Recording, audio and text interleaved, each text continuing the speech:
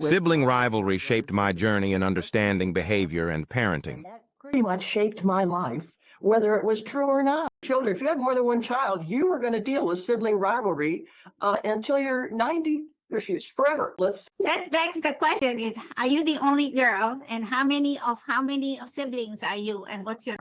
I had two older brothers, and I'm the only girl. Yes, and but not only my mother, but my stepmother loved him better too. Wait a minute. I had to really grow, but it took me years. I had a conversation with one of my brothers. We were on 30s, Unira, and I said, "Mom loved you better." And he looked at me and he goes, "No, she didn't. She loved you better." And then we were both arguing with one another. She did this for you. She did that for you. And at that moment, I thought to myself, maybe she did love us the same, but in different ways. And I thought, nah, because it was too good an excuse.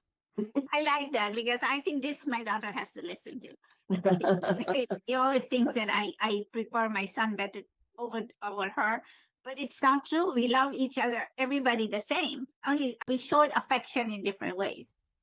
So, we're different people. So tell us a little bit about yourself. Well, that affected me for so long, but you know what? Sibling rivalry is also a good thing. If you talk with the many athletes, they'll say because they were trying to outdo their brothers or sisters, they became the athlete that they are, or they became the success that they are. So it has its good and its bad. And you know, I was always interested in behavior. Long before I even started college, you know, my dream was to be a psychologist, and behavior modification wasn't my thing. And I learned early on all about how to change behavior, how to get rid of those bad habits, you know, how to start getting a better schedule for your day, and making things so that you're not trapped in the cycle of bad behaviors. So that's been my pretty much my emphasis all my life. And so I became a child psychology professor, did that for 10 years, absolutely loved it. Oh, I got to tell you this story, Mira. Listen to this one. One of my students, she told me how she spanked her 2-year-old because he put his shoes in the microwave. I said, why'd you spank him? Well, he did something bad. I said, he's seen you put a million things in that microwave.